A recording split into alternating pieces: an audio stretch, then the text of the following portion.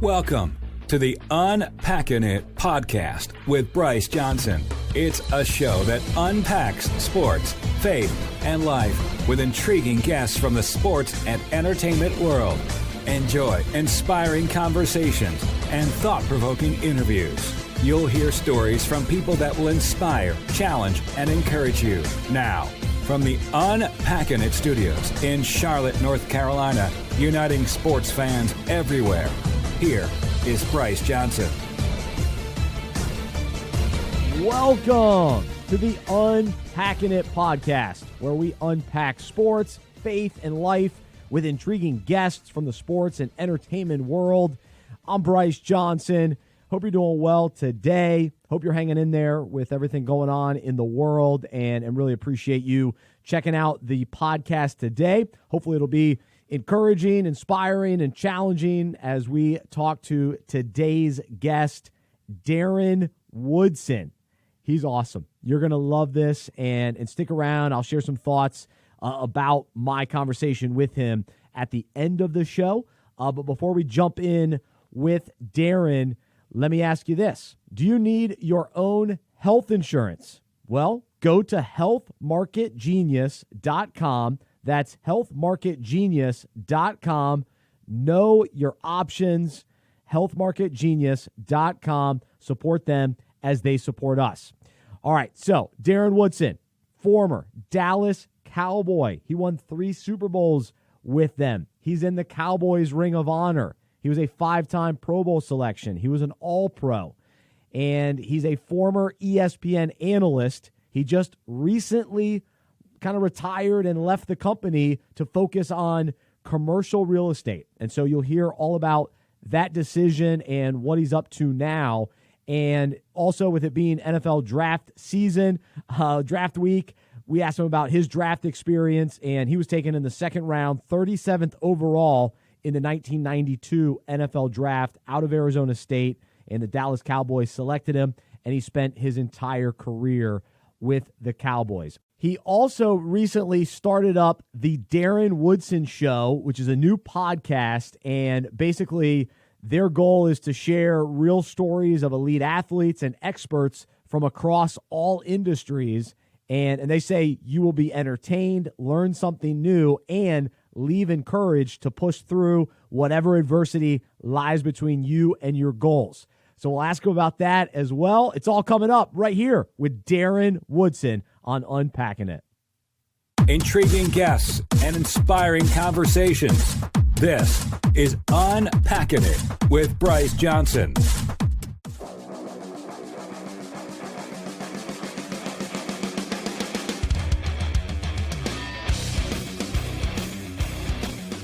And joining us now is former All-Pro safety from the Dallas Cowboys, 3-time Super Bowl champion, 5-time Pro Bowl selection, and the host of the Darren Woodson Show, a brand new podcast that you can find in Apple Podcasts. Darren, thanks so much for joining us. How are you? I'm doing great, Bryce. Having a little different, being home instead of being at the office. But, hey, I'm adjusting.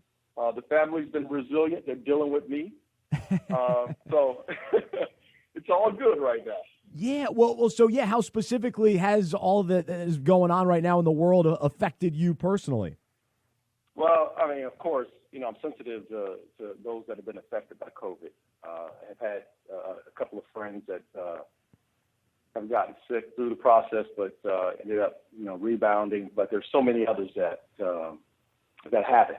And I'm extremely sensitive to those families that are out there that are in need and that are, have endured this crisis in a hard, painful way. So I'm extremely sensitive to that. But, personally, it's, I'm a partner in a commercial real estate firm called ESRP here in Dallas.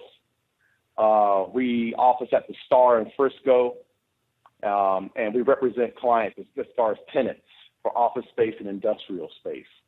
And our business has absolutely slowed down.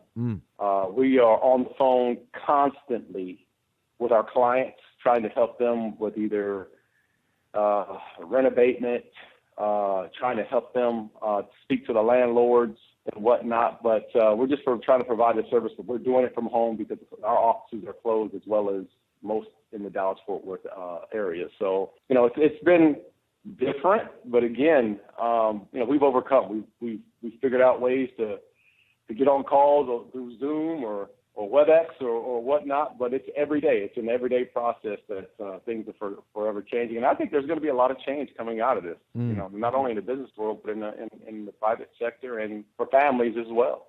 Well, yeah, we know there's so many negative aspects to what's been going on, but has there been maybe one main positive for you and your family that you've experienced during this time? Yes. The silver lining that I do have is I taught my 3-year-old boy how to ride a bike. Ooh. And to me, that's been, in this time, I don't know if that would have taken place had I been working, because I'm type A, and everybody that knows me will tell you, I'm at 6 o'clock in the morning. I'm in the office at 7:30, 8 o'clock in the morning every day, and I'm there until 6. And I'm working hard, and there's the time to do some of those things when my son will be in school or whatnot would not have been available to us unless we had gone through this process. So, it was a joy. It was a win on mine. I'm always looking for wins. That was a big win for me. To teach that little kid about my little boy Judea how to ride a bike. Oh man, that's a huge win. I've got an 8-month-old daughter, so have enjoyed my time with her. But man, that makes me thinking about that first day watching her ride a bike. That's cool. That's exciting. Well, yeah, it is. Well, the other aspect I'm curious about, a lot of people are viewing this whole situation through different lenses, and so for you, how has your faith given you perspective and hope during this time? Well, I've always looked at through the prism of, God has a plan. If you truly believe and have faith that he will guide you through and that he is your everlasting Savior, then you have to go through the process. And I know that's a term that's been used for so many years, is the process. But I've always attributed that to my life, to my faith, to things that I've had to go through, and I've had to lean on my Lord and Savior Jesus Christ through the process. So through this I haven't wavered. There has not been fear in the sense of of knowing that I can't control things, because I'm not in control, and I understand that. I've never been in control. It's through God that things have purposed itself for me. So I just rely on my faith. One thing I can tell you, Bryce, is as a family. So I have a daughter that's in school in Austin. She's back because she can't go to school, so she's taking her classes online. She can't work, so she's here at the house with us. It has been since the beginning. I have a son who plays baseball in West Texas. He's back, and he's 19 years old. And then I have my 3-year-old, so I'm all over the place here. Yeah. But the one thing I can tell you is that, God first of all, has a great sense of humor. But he has put my kids back in my life. And the one thing I will always remember through this process is my daughter's prayer a couple of weeks ago when she just gave thanks. She just gave thanks through the ups and downs, through the obstacles that we're going through right now. It was just a quick thank you. And I don't know, man. I can't control that. I grew up as far as having kids, knowing I'm just guiding them. These are God's babies that he just gave me for the next, 40 years or whatnot, just to guide them.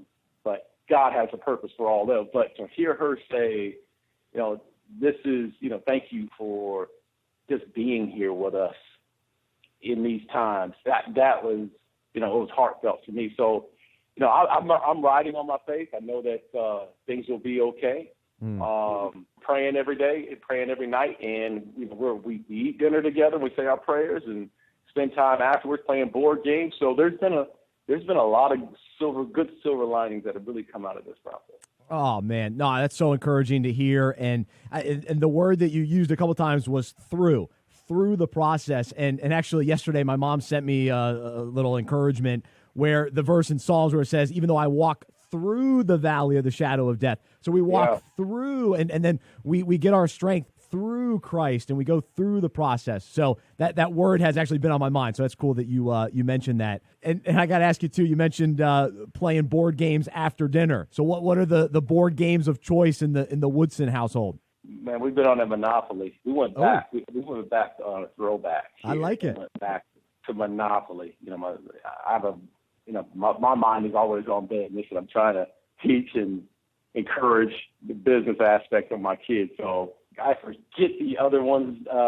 It's a game where you play as teams. I can't remember the name of it right off the bat right now, but I suck. I'm the worst. And my wife is my partner, and she's carrying the team, and we're playing against my son and my daughter, and I'm bad. My 3-year-old's better than me. Oh, no. We'd have a list of games, man. If I could remember those, the names of them, I can't. But I know Monopoly because I'm not that bad in it. We played Uno. I mean, you name the games, man. We're in it. I love it. That's awesome. I'm a huge game guy, so that's cool to hear. Well, Darren, we'll talk a little bit more about your faith and want to talk about your transition away from ESPN in a little bit as well. But I'm curious because it's NFL draft week. It's always kind of fun to look back at certain players, experiences and all that sort of thing. So you're drafted in the second round by the Cowboys, 1992 NFL draft out of Arizona State. And so what advice do you give to draftees based on your experience of the draft? Well, I would say enjoy the moment, every bit of the moment that's coming through. If you're a first rounder, if you're a fourth rounder, it doesn't matter. Just enjoy this time because, if you're drafted, which I was drafted in the second round, I was blessed to be drafted in the second round, but there was part of it that I enjoyed and I took the time to digest and eat it up and all, but then there was other parts of that journey that I didn't.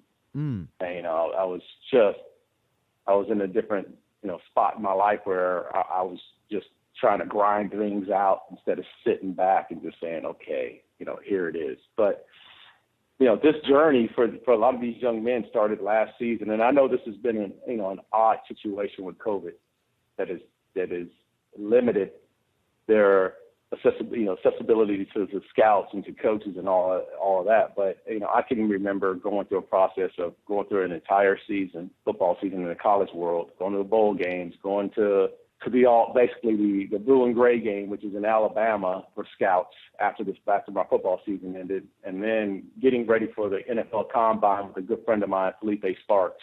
He and I training every single day. We couldn't train at the Arizona State facilities. We didn't have Michael Johnson's facility to go to like a lot of these kids do now, but just putting in that work, trying to get ready for the Combine, getting your 40 times right, getting your bench press right, and then getting to the Combine and going through that entire journey and that process of, body weight and, they're nitpicking you. They're twisting your shoulders to see if the shoulders are good, your knees and all that. And, that's the part of this journey that you don't appreciate until later on. But, there are certain people that I know in the past, in the last few years, some of the rookies that have come out who have talked about it with smiles on their faces. And I didn't have that smile. But I want everyone to have that smile on their face. It's just to know, hey, look, this is just like we just said.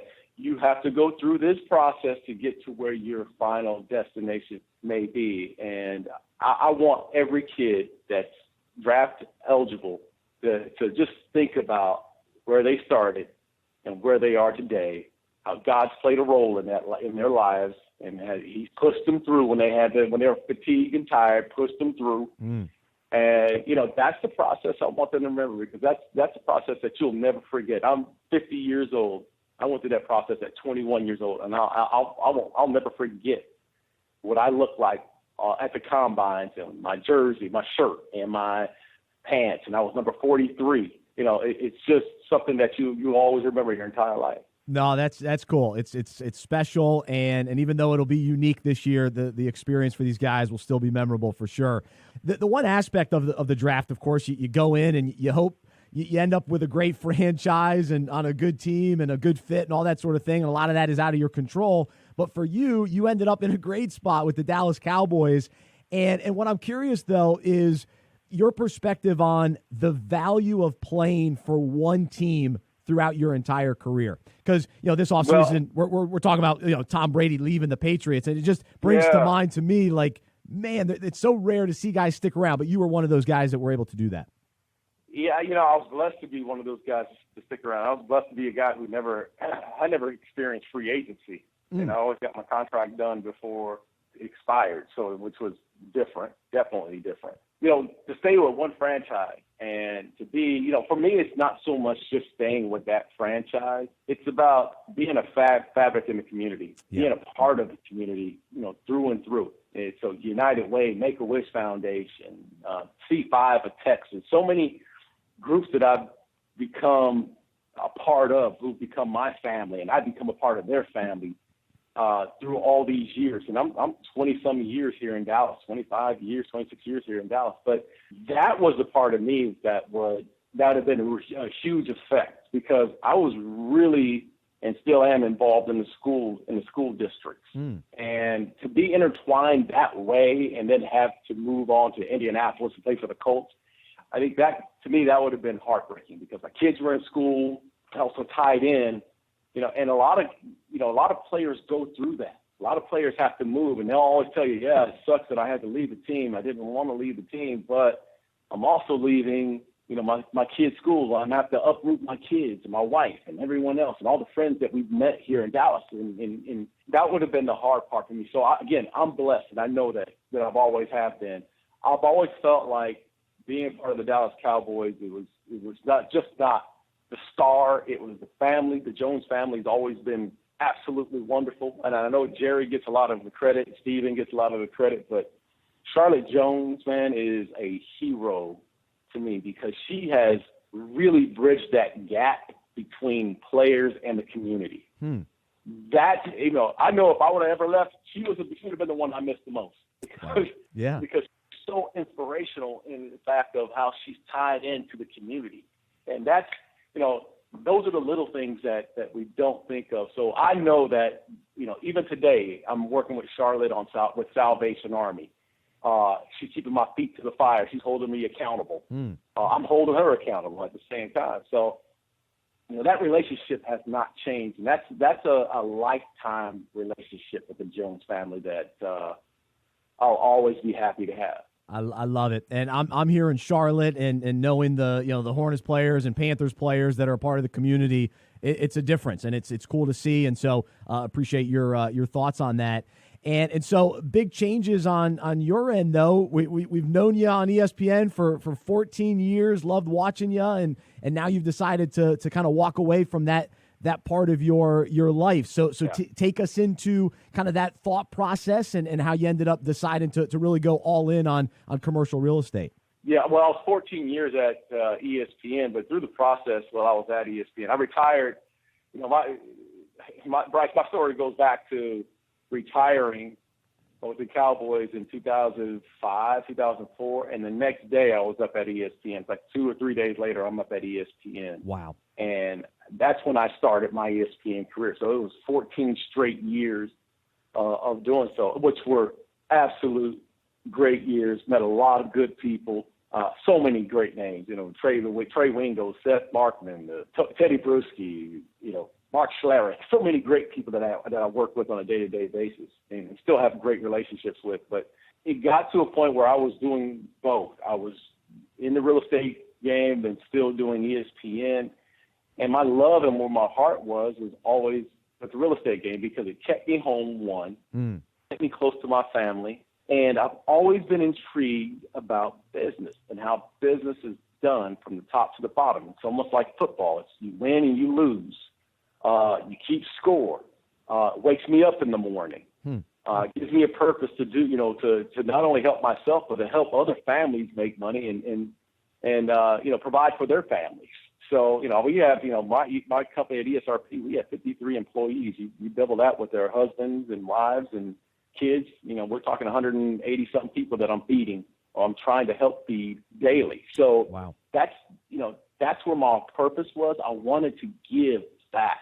And at ESPN, I didn't feel like I was giving back as much. It felt like I was just doing football. I got to a point at ESPN where I was just talking football, and my heart wasn't all the way in it. And it showed. And my best friends up there and some of the best producers in the world who are my best friends, they knew that. They knew it was coming. And I just felt like, it was time for a change. It was time for a change in year 9 or 10, but I held on and kept going. The experience of it, keeping the transition that I had from NFL to ESPN, Not many people have the luxury of having that transition.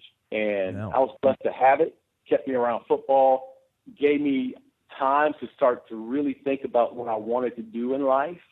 And that's when I found, the commercial real estate and ESRP. So, I can't, thank the people enough and thank God enough for allowing me to, have that springboard and that platform at ESPN for all those years. But, I'm happy to watch football. I still watch, almost every game. But I'm enjoying my Saturdays with my kids and watching college football as well. So I'll become a little bit more well-rounded. Yeah, no, good for you. And that's awesome to hear that, you're at peace about it and knew it was the right decision and can walk away with confidence. And that's a big deal. So that's really neat. And you're still keeping your foot in the media game because you've got a new podcast, the Darren Woodson Show. And so take us into kind of the heartbeat behind that, your mission and hope for what you want to do with that show. Yeah, so I partnered. So this is where the story rebounds. So I told myself I'm not doing any more TV. I'm not going to be in the media. I'm done. I've had it. I went through that experience. And two of the guys that I work with, two of the brokers that are in my firm, one guy named Tyler Klutz, who played for the Cowboys for a number of years, played in the NFL for 7 years. Yeah. Is a broker within my firm, and the good friend of mine named Ben Gibbs, also a broker within the firm. They had been talking about for months, hey, we should do a podcast and talk and speak to interesting people. It doesn't have to be sports. Let's, and I kept on telling them, no, I don't want to do that because I just left ESPN. I don't want to get back in that world. And they're like, no. Let's get to know interesting people because they all know me to be very inquisitive about people's stories. I love to hear stories. Yeah. Because I want to see how they overcame. We see the finished product, but we don't see the obstacles and what they did to overcome. And I wanted to hear those stories as well as did Tyler and Ben. That was our mission. We said, hey, look, let's find interesting people, whether it be in the sports world, C-suite, CEOs, CFOs, just regular people, doctors, lawyers, doesn't matter who it is. We want to hear the stories of how they grew up their entire journey, what they had to go through in life, how they overcame those obstacles, and here's the finished product. So that's for me, that's been the joy. And I think we've had maybe 3 or 4 athletes, but most of the time it's been citizens that just have interesting stories that I've learned so much more outside of the athletic world just through hearing people's stories. And I've always said, I've always heard the athletic story of, what they came from. My story is I came from the inner city of Phoenix and made it out of the inner city and from the projects to, Arizona State, graduated 3.5 years and blah, blah, blah. You know what? My story is nothing compared to a young man we had on just the other day who's a counselor now and had gone through so much in his life, lost his father at an early age, got kicked out of school. I mean, he moved 15 times. I mean, his story just blew me out of the water. And I want anyone that has ears to just hear these stories because they're so inspiring. And, so that's the Darren Woodson Show. I didn't want to name it the Darren Woodson Show. I wanted to name it something else, but, of course, we want to build the show, and I think at some point we're probably going to change the name, but it's been a good start. It's been a great start. That's great to hear. And in reading kind of the bio about it, it says, leave encouraged to push through whatever adversity lies between you and your goals. And so kind of with that in mind and you talking about other people's stories, I do want to hear just a little bit about maybe some of the key moments in your life where maybe you faced adversity, you faced a tough season, where your faith really grew during that time and your character was developed maybe the most. What comes to mind as some of those key moments for you? Well, I think I had a couple too. I'll tell you one in particular is when I came out of high school, I was what they call a Prop 48.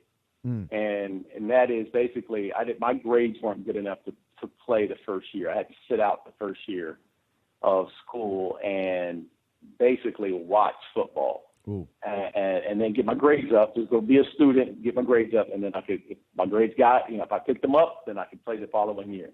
it was the most humbling experience that I've ever gone through. Wow. And I'll say it, and I've had a lot of things that have happened in my life. I grew up in the inner city. There was a lot of gang. There's some violence, and crack cocaine came in 1988, 89, and it changed the landscape of things. And there was a lot of overcoming. But as far as an individual, I'd always played football or basketball or sports since I was 7 years old. And I went from 7 years old up until I was 17, 18, when I went to Arizona State. And I had always been available. I've always been on a team. And availability is huge, man. Be available is big. But I'd always been a part of something, a team atmosphere, we're as one. Here's the goal. We're going after things. And to be told that I could not play my first year was disheartening. It was. I could have went one or two ways. There was so many guys that were in my shoes that were Prop 48s that went that first year and they dropped out. I'd say the numbers were 70% of the guys that had to go just to school and couldn't be a part of the team. They drop out, maybe go to a JUCO and then, get their careers going that way. For me, I just needed to stay the course. And there were two people in my life that prayed with me. My mother's a praying mother.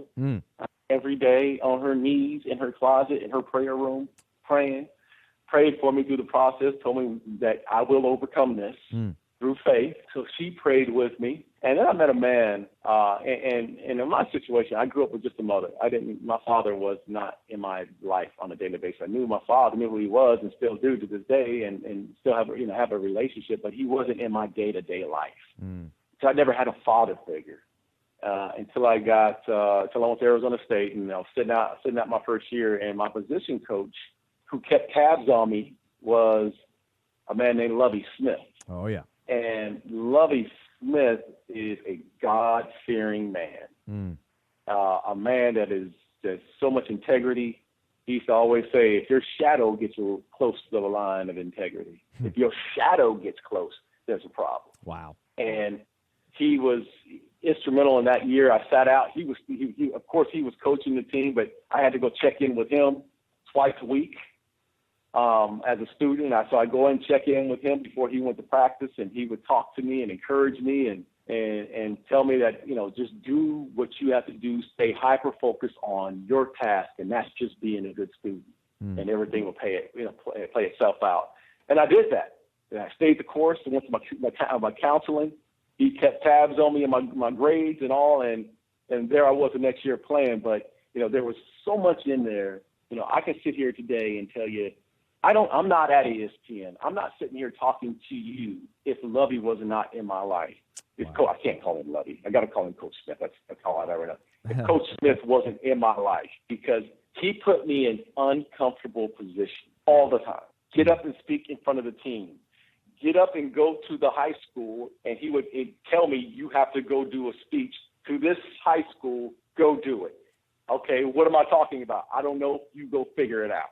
And I was so uncomfortable, and he would plan those out for me. You go do it. You're already scheduled to go speak. You're going to go speak to the sophomore class at McClintock High. Go do it. And it was very uncomfortable, but at the same time, it's the reason why I don't have a problem when I go do speaking engagements now. That's cool. It's the same reason why I was in front of the camera at ESPN, and I didn't have a problem. And understood that, you're going to mess it up sometimes, but who cares? Keep going. So he built that resilience in me at a young age, and by putting me in uncomfortable situations. And I'll never forget that, because I do the same thing to my kids. I put them in uncomfortable positions. They don't always like me, but at the same time, I always tell them, I'm not your friend. I'm your dad. And that's good. God told me to guide you. He told me to guide you. I'm going to guide you. That's right. No, that's a wonderful story, and love Coach Lovie Smith, and that's so encouraging to hear. And so along those lines too, that idea of being uncomfortable to me is fascinating, because we live in a culture where it's always about comfort. We want comfort. We want to be comfortable, and it's almost what we desire all the time. So to unpack that a little bit more, what do you kind of say to that kind of general philosophy that a lot of people chase after? Of being comfortable and being content. Yeah, I would say there's even a difference between being content and being comfortable. Yeah, true. true. I mean, being content is staying where you are. In my mindset, it's just you're happy with what you're doing on a day-to-day basis, and hey, there's not a whole lot of growth. Here, listen, this is how I feel about it, and I'll tell you a quick story of what I have to go through on a daily basis. Yeah, I get up every morning at about 6 a.m., 5:45 a.m., 6, and at the latest it's about 6 a.m. And I have a workout routine that I have to do, Bryce, because if I don't do it, my shoulders are still bad, and I have to get them loosened up. I retired because I had a major back injury. I got to get flexible and all those things. So I have to work out every day. It's a 6-day-a-week process for me. Wow. I rest on Sundays. But I go work out every day, and I feel good, but it's only because I'm getting my body and I have to be active. So here's my process. I'll wake up in the morning about 6 o'clock, and I'll go to that mirror. I'll go to my bathroom mirror. And every day I look at myself in that mirror, and I look at the coward that's standing, who stares right back at me. Mm.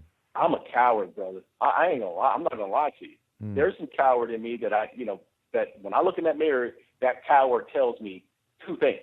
He says, go back and get in that bed. You're tired. I hear that every single day I wake up. Get in your bed. You're tired. Yep. And that's what I have to overcome every single day. So I have to almost fool myself through this process, because I'll be looking in that mirror and I'll say my prayer. God, thank you for the day. Thanks for waking me up. And I'll give my thanks. And I have to put my shoes on. Before I do anything, I have to put my shoes on. Not my underwear, not brush my teeth. I'm standing there in the mirror, and I have my shoes that are right next to the sink. I put my shoes on because I have to fool myself, because if I don't have my shoes on, I will take my butt right back to bed. Where it's comfortable. Where it's comfortable. Yep. So I have to get myself to an uncomfortable place by putting my shoes on and then putting my clothes on over the top. And it's a feat sometimes of doing so, or doing all that. But I have to get myself out of that comfort zone by talking to that coward in the mirror, because the coward wants me to be comfortable. So that's how I get going every day. And then I'll find myself in the gym, and I'm past the point of just being content then. I'm actually trying to get to compelled, and that's by working out, pushing my body, getting on the Aerodyne bike, riding as hard as I can, doing my exercises. And then it's like afterwards, then I'm like, okay, I'm here. I'm ready to go now. Now I've got the energy. 7:30, 7:45, I'm great, man. I'm ready to go. But it's it's the part of getting out of yourself and understanding who you really are. Like, I know who I really am. When I look in the mirror every morning, I know who I am. But most people won't look in the mirror because they don't want to see and they don't want to face what they're looking at. It's right there. Or she is right there. Either way, she's right there. Talk, have a conversation, and get going. Man, no, that's great. And but you don't stay there as a coward. So what words do you speak to yourself and ultimately, rely on who God says you are, even in that moment as you start your day? Well, I'm talking to God first. So I'm saying, God, thank you for the day. God, he's speaking to me. And it's quiet, man, in my house about that time. It's very quiet. And it's the time that it's very peaceful. And I'm at peace is in the morning, because it's my time. And it's my 3-5 minutes that I have by myself with God. And the encouragement to me is what I'm telling myself, and what I'm saying to myself is, first of all, you're not going back in the bed. You've overcome that. You're not getting back in the bed. You're getting ready to go. But who and what and how can I make a difference for today? That's where my mind takes me, is how do I make a difference? And for me, it's like, I said it earlier today. It's about wins. Getting up and getting out of bed and putting your shoes on and getting going is a win. Getting in the gym and getting your workout started is a win. Going through the process, you can accumulate wins, small wins that you should celebrate through that process. So I'm working out, and most of the time I'm usually working out with an accountability partner who's a faithful man, who's a man of faith, and we're playing praise and worship music during the workout. And I don't know how many times I've cried during singing a song. That's my life, man, in a nutshell. I'm not that difficult. I'm very simple. I just try to keep it simple, stupid. and know that I don't have the answers. God has the answers, and just rely and just trust that He will get me through. Amen. Well, let's end it right there. He'll get us through. That's the theme of today's podcast. So that's tremendous. Yep. Well, Darren, man, I could talk to you all day. I'm encouraged by you and appreciate you coming on and sharing a little bit about your story and just offering up some encouragement to our listeners today. And I wish you the best with the Darren Woodson Show. So encourage everybody to check out the new podcast with Darren and also everything you're doing with real estate. You know, lot of mouths to feed. So wish you the best as hopefully the economy bounces back here and we get things rolling again. So thanks and wish you the best. Thanks again, Bryce. Thanks for having me on. Absolutely. There's Darren Woodson joining us here on the Unpacking It podcast. Intriguing guests and inspiring conversations. This is Unpacking It with Bryce Johnson.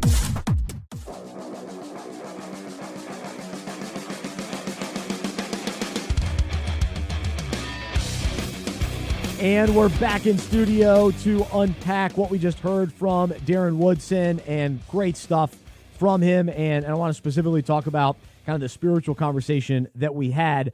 But before that, thinking about him leaving ESPN after 14 years and him being there, you know, during, for many of us, you know, years after years of watching Mike and Mike and NFL Live and NFL Primetime and all these different shows where he appeared on those shows. Colin Cowherd's show on ESPN, he used to be on a decent amount. And he's not only gone, but I looked up some other names of former NFL analysts on ESPN, and it's crazy to think about how many guys are no longer there. So here are a few names that you know we were just all used to for so long.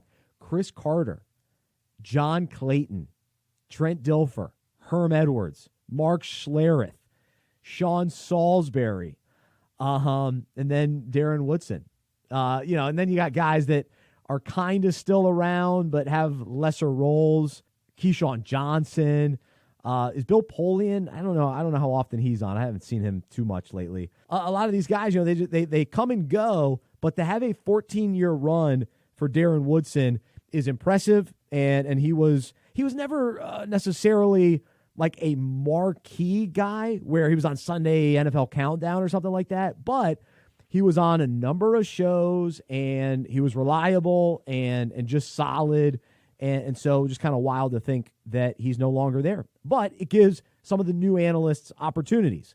A guy I love right now, Dan Orlovsky, Marcus Spears. Spears has been a guest on Unpacking It. So those guys are getting more attention. Ryan Clark has been on this show.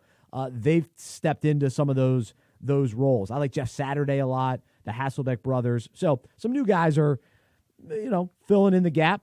But Darren Woodson, kind of a longtime guy there, no longer with ESPN. But I appreciate him joining us today and appreciate the conversation that we were having about going through the process and that word through, that we have to go through difficult times. We have to go through the process to get where we want to go. You have to get through the draft process in order to be drafted, in order to end up on an NFL team. You have to go through college to even get to the NFL, or at least you have to go for a few years. But you have to get through different phases.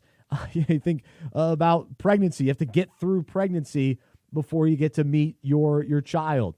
And so this idea of through is interesting because, like I mentioned in the interview, my mom sent me over part of a devotional yesterday from Skip Heitzig, who wrote on the 23rd Psalm, and he said, even though this valley we're all going through, speaking of the pandemic, is dark and we can't see where we're going, the shepherd can, meaning God.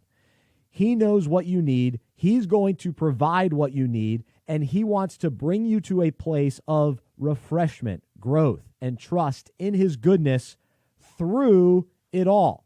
Today, take comfort in all the ways you're presently experiencing his direction, protection, and provision in your life. Also, remember that David spoke of walking through the valley, not living in it forever. And so we do have to, so that's good stuff. Skip Heitzig talking about, David, King David, writing 23rd Psalm. even though I walk through the valley of the shadow of death. You're probably familiar with that psalm. And so this idea of through is very interesting, because when I heard that or read that from my mom, I then thought of, I can do all things through Christ who gives me strength. And so it's through him. And then in Ephesians it says, for by grace you have been saved through faith. In him we have redemption through his blood, the forgiveness of our trespasses, also in Ephesians.